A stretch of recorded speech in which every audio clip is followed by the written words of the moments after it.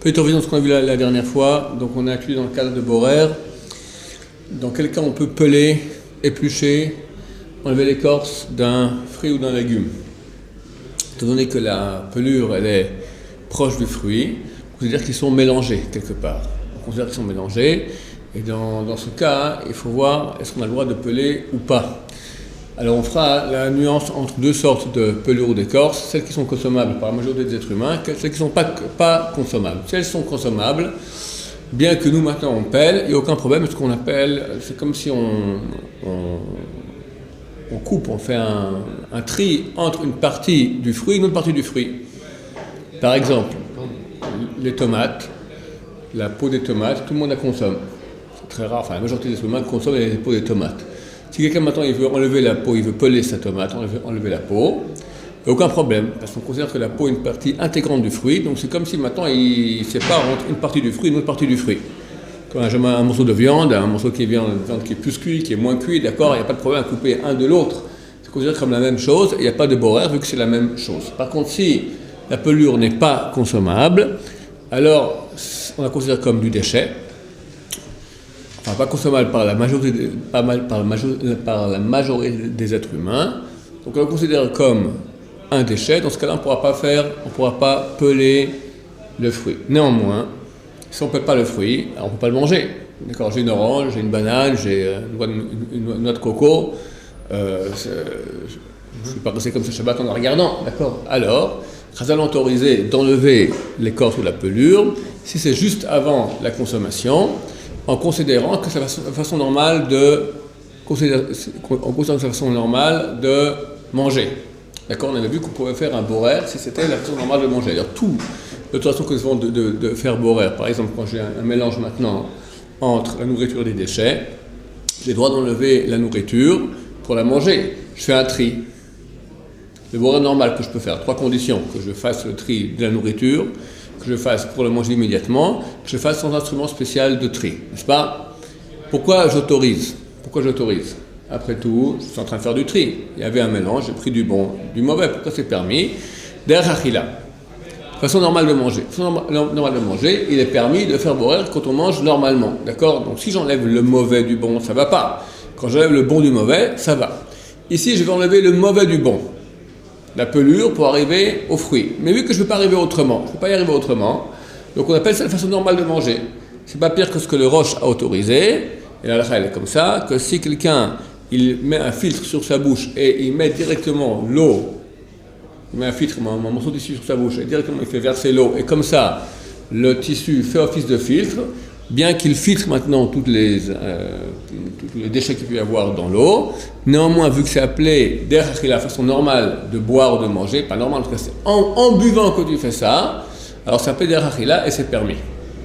Donc là aussi, si je veux peler un fruit, si c'est une pelure qui n'est pas mangeable par la majorité des êtres humains, dans la région où je suis en tout cas, parce que les mœurs changent de pays à l'autre, alors on pourra le peler que juste avant la consommation. C'est quoi juste avant la consommation? Ou juste avant la consommation vraiment, ou juste avant le repas. Si c'est un repas, par exemple, on pourra, une maîtresse de maison veut maintenant préparer le dessert, d'accord? Elle veut peler maintenant un fruit, et le mettre sur le dessert qui sera consommé que dans 3-4 heures.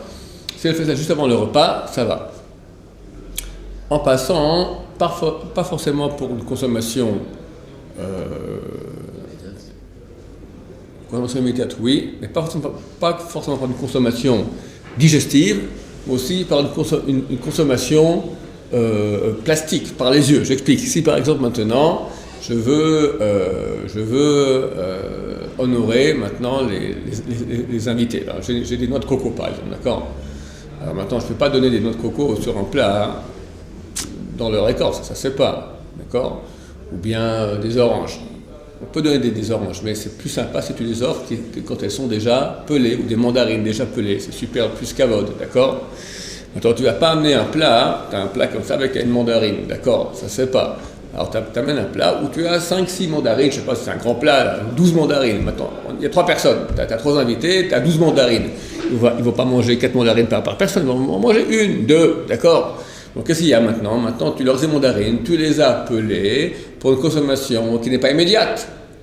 on dit que ça va. Pourquoi? Parce que bien qu'il n'y ait pas de consommation ici de la bouche, il y a une consommation des yeux, d'accord? Du point de vue de l'honneur qui était fait, maintenant tu avais un but de peler pour un but immédiat qui était le fait d'honorer les invités. D'honorer les invités quand ils voient maintenant une belle assiette comme ça, un beau plat de fruits pelés, ça nourrit les yeux, on pourrait dire, d'accord? En tout cas, ça leur fait plaisir, donc il y a ici une utilité qui est immédiate. Idem par exemple pour les fleurs. On ne mange pas les fleurs. Si maintenant tu veux amener un beau bouquet à table et tu veux maintenant enlever les bonnes... alors tu ne peux pas enlever les mauvaises fleurs des bonnes. Ça c'est un vrai boraire. On ne sait pas que c'est pelé. Parce que dans le cas de peler, c'est permis d'enlever le mauvais du bon parce que je ne peux pas arriver au bon sans passer par... Je ne peux pas manger une banane sans enlever la peau de la banane. Je peux enlever la noix de coco sans enlever la peau de la noix de coco. Si maintenant j'ai des fleurs qui sont mauvaises, qui sont fanées, des fleurs qui sont belles, je ne peux pas prendre les mauvaises. Je prends les mauvaises, c'est vrai que c'est interdit. Si maintenant je prends les belles pour en faire un bouquet, c'est permis si je vais utiliser maintenant le bouquet immédiatement. Comment j'utilise le bouquet? En le mangeant, d'accord? Je mets dans le salon sur la table. Vu que c'est une utilisation qui est immédiate, bien qu'elle n'ait pas une consommation digestive, d'accord, mais c'est les yeux qui vont se nourrir de la beauté des yeux, des fleurs, alors c'est permis. Si je peux arracher les pétales aussi? Arracher les pétales. Non, des pétales pour faire beau comme ça. Pour faire beau, ouais, pour le mettre sur la table. Pas de problème. Hein? Non, parce que c'est pas arracher des pétales de fleurs qui sont dans la terre, mais elles sont déjà cueillies, il n'y a aucun problème. Est-ce que je peux enlever des fleurs de leur pot d'eau pendant Shabbat? Oui. Les remettre, c'est une question. Mais les enlever, il n'y a pas de problème. Les remettre, c'est permis, mais à condition que ça ne va pas faire éclore ou grandir les fleurs. Si ça fait éclore ou grandir, alors c'est mirzi qui est sommer. C'est comme si ça pousse, et c'est comme si tu l'as replanté dans sa... Les tulipes, par exemple. D'accord? Les tulipes, c'est intéressant. Tu achètes une tulipe qui est comme ça, et ben après quelques jours, elle grandit comme ça. Elle grandit encore dans le pot d'eau. D'accord? Faut faire attention. Donc, ou bien tu achètes des fleurs fermées, elles s'ouvrent. D'accord? Là, on va dire que tu as planté pendant Shabbat, ça ne va pas. Mais si la fleur, l'eau fait juste conserver la situation des fleurs pour pas qu'elles se fanent rapidement, c'est permis. Alors comment on fait quand on choisit les bonnes fleurs des mauvaises fleurs? Oui. Et on va les remettre quelque part, ces bonnes fleurs. Oui. On va les remettre forcément dans un vase où il y a de l'eau. Alors si ces fleurs maintenant ne sont pas encore écloses ou elles vont grandir, alors c'est interdit de les remettre dans l'eau. Il faudra faire un tri quand elles sont dans l'eau. Comment on fait ça? J'ignore. Les œufs, peler des œufs. Peler de l'ail, peler des oignons, toutes ces pelures qui ne sont pas des pelures comestibles. Donc si on le fait, on devra le faire immédiatement avant la consommation ou immédiatement avant le repas. Qui ressemble à cela, la salade verte. Salade verte, l'intérieur il est bon, l'extérieur, ça arrive que les peaux soient sales, boueuses, fanées, pas mangeables, d'accord? Est-ce que je peux enlever les mauvaises pour arriver à l'intérieur? Si je ne peux pas arriver aux feuilles intérieures, si ce n'est par le fait d'enlever les feuilles extérieures, c'est permis parce que c'est comme peler. C'est le seul moyen d'arriver. Mais si je peux y arriver autrement, en plantant ma main comme ça, en enlevant les bonnes feuilles sans devoir enlever les mauvaises, alors je suis obligé de faire ainsi. D'accord? On parle bien dans le cas où on ne peut pas arriver autrement. La peau de poulet. Enlever la peau du poulet. C'est comme peler, d'accord? Est-ce que c'est permis oui ou non? Ça dépend, est-ce que la peau du poulet est comestible, oui ou non? Tout dépend des pays, tout dépend des mœurs. En Amérique, alors mon chef Feinstein a écrit il y a 20 ans que la peau de poulet, c'est une partie intégrante du poulet. Tout le monde mange les peaux de poulet. On lui écrit ici qu'en Israël, non, ça dépend. Le poulet qui est cuit dans l'eau, et tu as comme ça la peau, dans la soupe, tu as un poulet, puis tu as une sorte de peau blanchâtre, un peu dégueulasse, comme ça qui se balade, personne ne mange ça, c'est pas bon. En Amérique, ils sont peut-être qu'ils raffolent de peau de poulet blanche aussi comme ça. Bon, c'est les mœurs qui sont différentes. Par contre, la peau de poulet qui est rôtie, d'accord, c'est les rôtis en plus sur les braises, tout ça, même pas, si c'est même au four, d'accord, c'est très bon avec un peu de sel de poivre, comme ça, un peu d'épices, c'est très très bon, bien que c'est extrêmement malsain, alors c'est permis, donc quelqu'un qui ne veut pas manger la peau de poulet pourra l'enlever du poulet, parce qu'on n'appelle pas cela peler, vu que pour lui et pour toute la population qui a ici ambiante, d'accord, la majorité des gens, c'est tout à fait comestible. Par contre, s'il est isnis, c'est quoi isnis? Maniaque. Bien que les gens normaux mangent la peau de poulet rôti, lui jamais il la mange pour des questions ou de goût, pour des questions d'hygiène, de santé, parce qu'on sait que la peau de poulet c'est extrêmement mauvais. Il paraît que ça fait des graisses et des dépôts de graisse vasculaires qui ne sont jamais évacués. Et lui, jamais ça passe dans son gosier. Dans ce cas-là, bien que pour la population ambiante c'est une chose qui est permise, vu que pour lui c'est jamais, alors c'est considéré comme un déchet pour lui tout seul. Mais si c'est des fois oui, des fois non, et maintenant il ne veut pas, alors ça va. Ce qu'il estime, c'est qu'il ne peut pas faire autrement. La peau de poulet, elle recouvre tout le truc. C'est comme la peau de banane, c'est un déchet pour lui. Alors quand je dis non, c'est-à-dire qu'il ne peut pas le faire, quand il veut, il peut le faire que, comme le cas comme une peau de banane ou une peau de noix de coco, il le fait juste avant la consommation. Il n'y a pas de cas où c'est interdit toujours.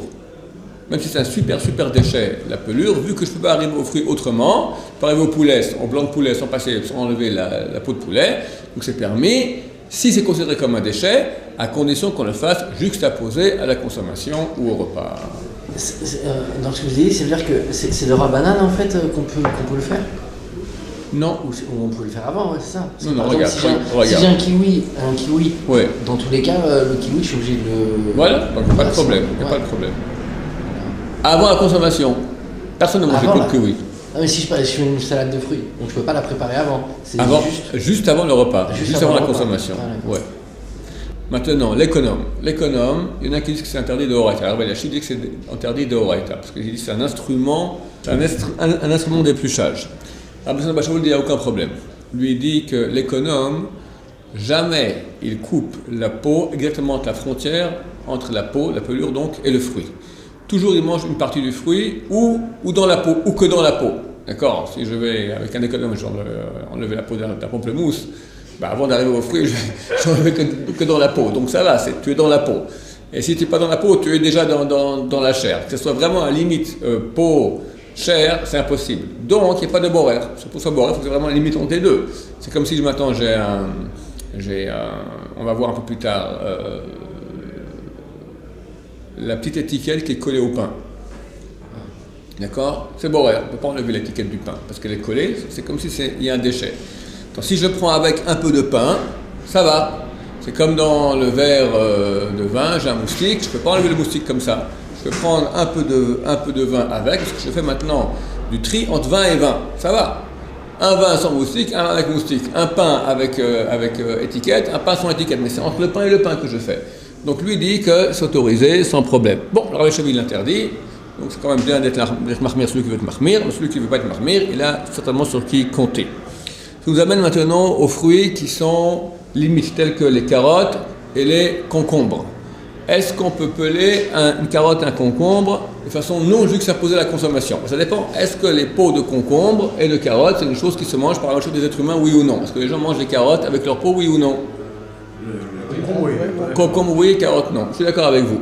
Le livre là, il dit que et carottes et concombres, la majorité des gens ne mangent pas les concombres ou les carottes avec leur pelure. Je pense que pour les concombres, ils se trompent. En tout cas, la population française et francophone en Israël mange la peau de concombre sans problème. Donc pour un Français, il n'y a pas de problème à peler un concombre, même préavis qui est interdit avec un économe, d'accord? Et on pourra le faire si c'est quelques heures avant le repas. Parce qu'on considère que la peau est partie intégrante du concombre, donc je fais un tri entre concombre et concombre, ça va. Par contre, les carottes, la majorité des gens ne mangent pas une carotte sans l'avoir pelée. Dans ce cas-là, on ne pourra pas, d'après l'avis qui est interdit avec un économe, de peler une carotte, on ne pourra le faire que juxtaposé à la consommation. Et sans appareil spécial de tri, d'après l'avis du Rav Elachiv, qui lui dit c'est un appareil, d'accord, un appareil de tri. Donc au couteau, on pourra peler au couteau, sans problème une carotte, si c'est juxtaposé au repas. Les pommes. Est-ce qu'on peut peler une pomme, oui ou non? Alors, ça dépend. Lui, il dit c'est un safek. C'est pas clair. Je crois qu'aussi, nous, ici, voilà, la population française francophone mange les pommes avec la peau sans problème. C'est très esténiste, en fait. Ouais, peut-être. Maintenant, si la peau de la pomme, elle est enduite d'un pesticides, il y a des choses comme ça interdites à la consommation. Attends, on avait comme ça ici en Israël des fruits et des pommes très brillantes. On disait qu'il fallait enlever la peau parce qu'il y avait des graisses interdites des produits interdits dans ce pesticide-là. Donc il fallait le peler. Dans ce cas-là, il est clair que la peau devient une partie interdite, que les gens du monde orthodoxe ne mangent pas. Et on considère le monde orthodoxe comme le monde ambiant. Donc dans cette mesure, on pourra peler la pomme que jusqu'à poser à la consommation ou au repas. C'est toute une révision de la dernière fois. Hein. Le blanc de l'orange. Le blanc de l'orange, donc tu enlèves la pelure, il reste du blanc de l'orange. Est-ce qu'on peut l'enlever, oui ou non? Alors si maintenant toute l'orange est entourée comme un pamplemousse, d'accord, tu as une grosse peau comme ça, et tu pèles au couteau tu pèles au couteau la peau, il reste encore comme ça du blanc autour. Donc c'est clair que je ne peux pas arriver aux fruits sans enlever le blanc, donc je peux peler le blanc sans aucun problème. Si c'est juste avant la consommation, parce que c'est clair qu'on considère que ce blanc-là n'est pas une partie intégrante du fruit. Si maintenant j'ai enlevé tout le gros, et il reste encore par-ci par-là des petites plaquettes de blanc ou des petits fils de blanc, ou dans les bananes, le fil de banane, d'accord, qu'il y en a qui n'aiment pas comme ça, il n'y a aucun problème à l'enlever, parce que vu que la majorité des êtres humains mangent le fil de banane ou mangent l'orange avec le petit morceau de blanc qu'il y a dessus, donc c'est une partie intégrante du fruit, donc c'est comme si je fais un boraire entre fruits et fruits, et c'est permis.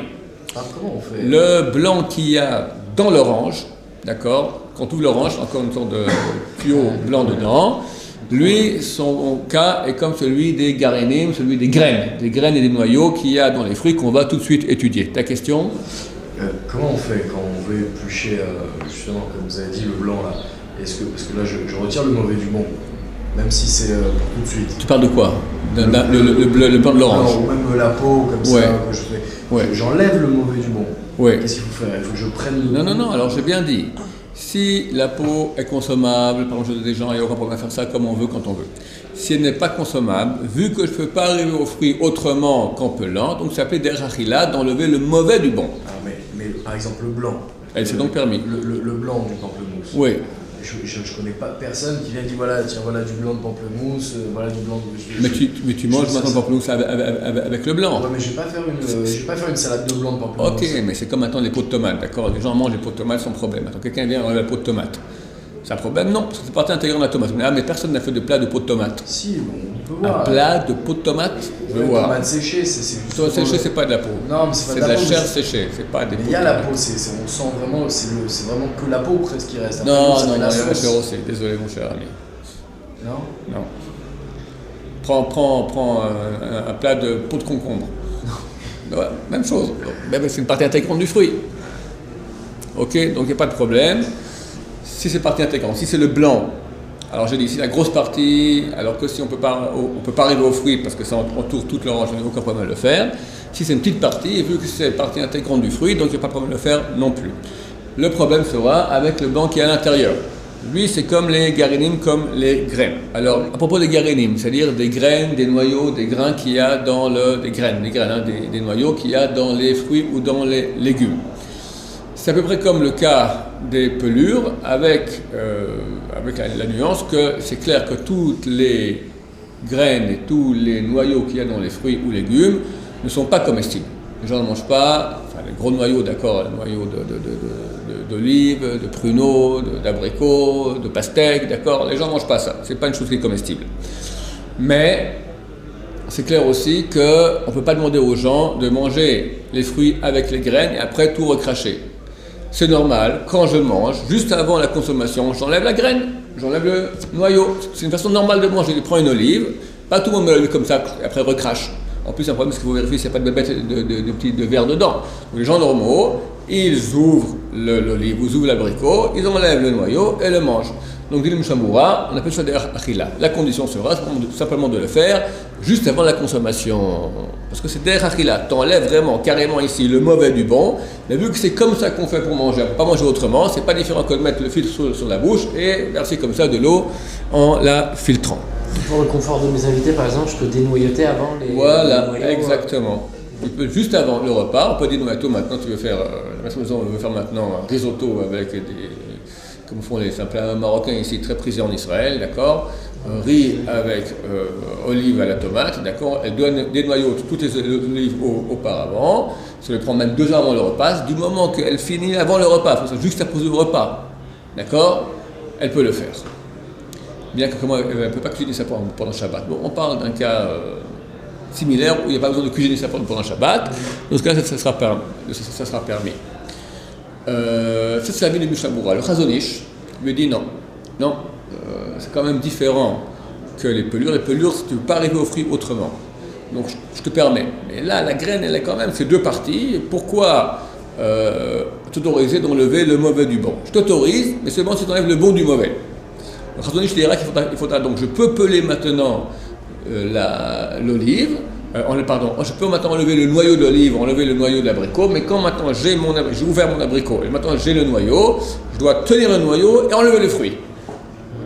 Donc restera immobile la main qui tient le noyau et ça sera mobile la main qui tient le fruit. Dans ce cas-là, on considère que j'enlève le bon du mauvais et non le mauvais du bon. Avec du Chazon Ish, celui qui veut être mahmir, c'est bien. Celui qui ne veut pas être mahmir, il a sur qui compter, l'avis du Mishnah Berurah et autres grands poskim. Idem pour comment on appelle ça, la petite queue qu'il y a au bout du fruit, dans les pommes, dans les poires, dans les cerises, dans les... Trouvez-moi encore, hein, les olives, très bien, dans les raisins aussi, d'accord, tu as un petit schnur qui dépasse, petite branche, d'accord, on appelle ça une queue, tu peux enlever la petite queue de ces fruits-là, juste avant la consommation. C'est le même statut que les graines. Donc, c'est juste avant de manger, tu peux l'enlever sans problème. Chazon Ish, tu devras enlever le fruit et rester immobile avec le morceau de branche, le morceau de bois, le morceau de schnurk dont je viens de parler, avec la queue, d'accord, dans la main. À propos des raisins, on considère que lorsque tu prends le raisin, tu l'enlèves de la grappe, tu fais un tri. Donc, bien que tu prends le bon du mauvais, ce sera uniquement pour une consommation immédiate. Donc, si maintenant la maîtresse de maison veut mettre 1 grain de raisin sur la glace pour la fin du repas, d'accord, elle peut le faire même 4 heures auparavant, du moment qu'elle finit de préparer juste avant le repas. Bien que le repas va durer pendant 4 heures, il faut qu'elle finisse de mettre sa préparation du raisin, donc par exemple les raisins de la grappe, juste avant le début du repas. Sinon, un problème de borer, pas pour consommation immédiate, ce qui est interdit. Si elle doit faire plein d'actions comme ça avant le repas, ça va. Tout ça va, c'est préparation du repas. Je suis tout en train de préparer tout. Si elle met mais tous les borers à la fin, elle doit le faire. Elle ne peut pas laisser maintenant. Tous les borers à la fin. Elle ne peut pas maintenant borer, après elle va rincer les fruits et d'autres choses, d'accord? Non, tous les borers à la fin. Et pour les graines de raisin, on doit couper le raisin en 2, c'est même pas les graines de raisin. On n'aime pas les graines de raisin. On coupe en 2 ou... Personne ne mange les graines de raisin, personne ne les mange. Tout le monde les crache, ils mangent comme ça et après ils prennent les graines de raisin. La bouche Il y en a qui avalent. C'est la façon normale de manger. De les enlever? De les enlever une fois qu'on les a mis dans la bouche. Mais lui, pour nous demander est-ce que je peux maintenant ouvrir, enlever les graines avant le repas? C'est rare que les gens fassent comme ça. C'est d'ailleurs là ou pas? J'ignore. Aujourd'hui, manger, crache.